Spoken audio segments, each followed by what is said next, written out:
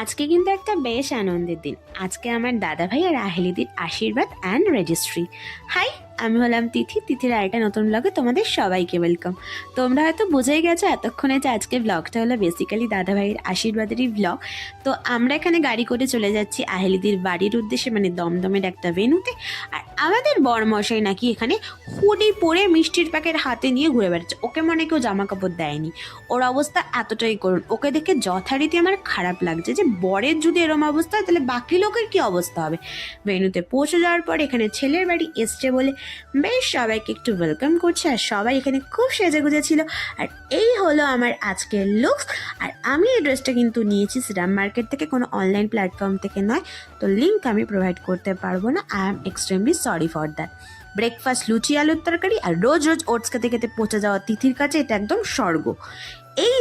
এই হলো আমাদের ব্রাইড মানে এখনো হয়নি, যাই হোক আমার ভাবি আহেলিদি। আমি আহেলিদিকে ভাবি বলেই ডাকবো, এই কথাটা আমার সাথে অলরেডি ডিসকাস হয়ে গেছে। এখানে দাদা ভাইকে বলছিলাম তুই চুলটা ঠিক কর, ফটো নালে ভালো আসবে না।